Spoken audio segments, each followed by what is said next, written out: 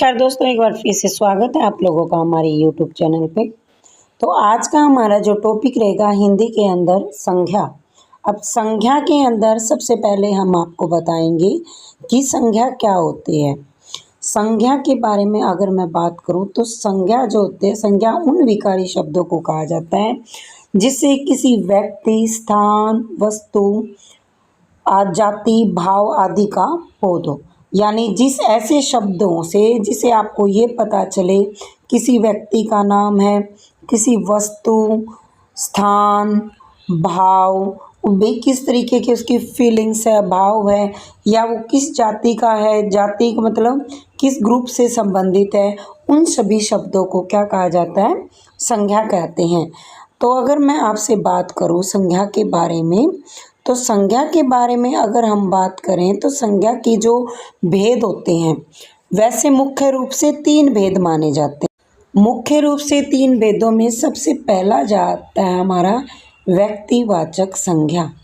अब व्यक्तिवाचक जो संज्ञा होती है दोस्तों, क्या होती है हमारी व्यक्तिवाचक संज्ञा के अंदर जिन शब्दों से किसी व्यक्ति का नाम, वस्तु का नाम, किसी स्थान का नाम, यानी किसी भी चीज़ का अगर आपको नाम दिखाई दे रहा है, चाहे वो वस्तु है, चाहे व्यक्ति है, चाहे वो कुछ भी है, यानी कहने का मतलब किसी व्यक्ति जाति को रिप्रेजेंट कर रहा है, तो वो हमारा व्यक्तिवाचक संज्ञा के अंतर्गत आता है।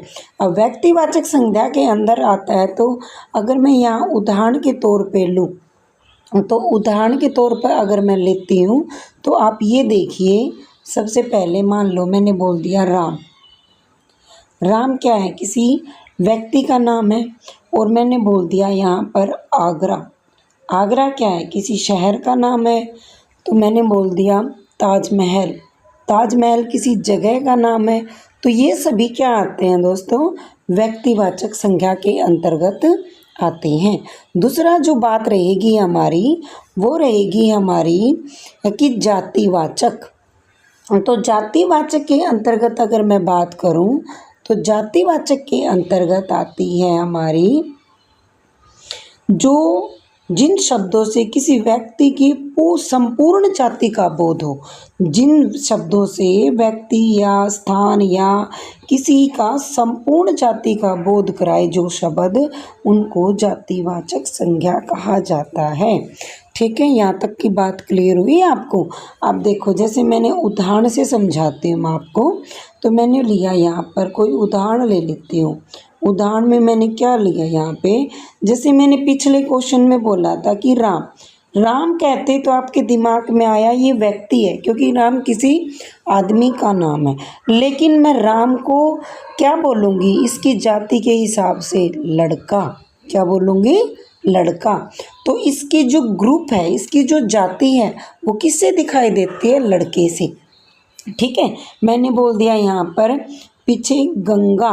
तो गंगा आपको क्या पता है, गंगा बोला जाता है दोस्तों, रिवर का नाम है, आपको पता है। तो गंगा जो है नदी है। तो नदी कहते ही हमारे दिमाग में ये आया कि नदी एक नदी नहीं है, नदी तो बहुत सारी हैं जो नदियों की पूरी जाति को रिप्रेजेंट करती है। जब आपने एक पर्टिकुलर नाम लिया तब तो आपने बोला कि मैम ये तो बन गया हमारा व्यक्तिवाचक संज्ञा। और जब आपने उसकी पूरी जाति को रिप्रेजेंट कर दिया तो फिर हमारा क्या आ गया, जातिवाचक। ये मेरे ख्याल में यहाँ तक का टॉपिक आपको क्लियर है। फिर देखो हम क्या करते हैं, फिर आता है हमारा क्या बोलते हैं इसको, भाववाचक। अब भाववाचक के अंतर्गत क्या आता है, देखो आप, भाववाचक एक शॉर्ट ट्रिक के हिसाब से हमारी फीलिंग से रिलेटेड है, ये हमारी फीलिंग से।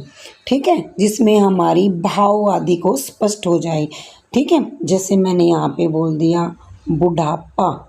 तो बुढ़ापा जब बोला तो जवानी। फिर मैंने यहाँ पे आपका कोई भी वो ले लिया, क्या बोल दूसरा, बुढ़ापा, जवानी। फिर मैंने बोल दिया यहाँ पे पढ़ाई, बचपन, लिखाई, ये सारी चीज़ें हमारी किसके अंतर्गत आती हैं? भाववाचक संज्ञा के अंतर्गत आती हैं। तो मेरे ख्याल में यहाँ तक की बातें आई आपको समझ में। अब जो बात आई दोस्तों, हमारी जो दो और भी आती हैं, दो जो आती हैं उनमें देखो आप, दूसरा जो हमारा जो टॉपिक है ये रहेगा हमारा, जैसे मैंने अभी तो आपको बताया ना कि भाववाचक के अंदर किसी के भाव अवस्थाओं का बोध होता है, जैसे प्रेम हो गया, फीलिंग से रिलेटेड सुंदरता हो गया, बचपन हो गया, ये सारी चीज़ें आई। फिर मेरे आती हैं भाई यहाँ पे द्रव्यवाचक। अब द्रव्यवाचक की जब मैं बात करूँ दोस्तों, यहाँ पे द्रव्यवाचक होता है किसी पदार्थ या वस्तु का बोध करवाए। जैसे मैंने बोला लिक्विड के अंदर आती है हमारी, ये जातिवाचक के भेद हैं। ये एक किस्म से जातिवाचक के जो दो भेद है ना, उनमें से ये एक तो द्रव्यवाचक है, एक समूहवाचक है। कहीं आप ये सोचो मैम ये तो अलग से आ गया, तो जातिवाचक के भेद के अंतर्गत आता है ये। वैसे हमारी ये संज्ञा के अंतर्गत नहीं बोला जाता कि संज्ञा के जब भेद बोलोगे तो आप संज्ञा के जो भेद बोलोगे तब तो आप 3 ही लिखोगे, लेकिन अगर यूँ कंप्लीटली बोला जाए 3 ऑप्शन में नहीं है, फिर हम 5 के ऊपर जाते हैं। अब द्रव्यवाचक के अंतर्गत क्या आएगा? लिक्विड से रिलेटेड है भाई, तरल पदार्थ। अब जैसे तेल है, घी हो गया, पानी हो गया, मक्खन हो गया, ये सारी चीज़ें जिससे कोई नई वस्तु बन जाए, ऐसे पदार्थ, यानी ऐसे पदार्थों जिससे कोई नई वस्तु बन जाए। यानी अब तेल है, तेल से आप कोई भी नई वस्तु बना सकते हैं ना, कोई चीज़ बना सकते हो, घी से कुछ भी बना सकते हो, मक्खन से कुछ भी बना सकते हो, जिससे कोई नया पदार्थ बने, नया पदार्थ बने, उसे हम द्रव्यवाचक के अंतर्गत लेते हैं। तीसरा जो टॉपिक है हमारा वो है हमारा मोस्ट इम्पोर्टेंट समूहवाचक। अब समूहवाचक के अंतर्गत देखो आप क्या आता है, जो शब्द हमारे पूरे ग्रुप को रिप्रेजेंट करते हैं उसको समूहवाचक के अंतर्गत लेते हैं। जैसे मैंने यहाँ पे आपको बोल दिया दोस्तों, जैसे मैंने समूहवाचक के अंतर्गत अगर मैं बात करूँ तो मैंने यहाँ पे बोल दिया सेना। सेना कहते ही क्या सेना एक बंदों से बनती है? नहीं बनती ना। तो सेना में कितने होते हैं? पूरा झुंड होता है, ग्रुप होता है। फिर मैंने बोल दिया दल, दल भी आपका ऐसा ही होता है, पूरा ग्रुप। फिर मैंने बोल दी पुलिस, पुलिस कहते हैं आपके दिमाग में ये आएगा, पुलिस क्या एक से होती है? पूरा ग्रुप होता है पुलिस के अंतर्गत। अब फिर मैंने बोल दिया यहाँ पे बाल, जो हमारे हेयर नहीं होते, बाल। अब बाल के अंतर्गत, बाल हमेशा क्या होता है? प्लूरल के अंतर्गत आता है, लेकिन बाल हमारा समूह के अंतर्गत भी आता है। दूसरा आता है हमारा, जैसे आप ले लो गुच्छा, गुच्छा बोल दिया। मार्केट को मान लो हमने मार्केट के अंतर्गत बोला, तो मैंने मार्केट के अंतर्गत अगर मैं बात करूं, गुच्छा हो गया। मार्केट को आप बोलोगे बाजार, क्या बोलोगे? बाजार।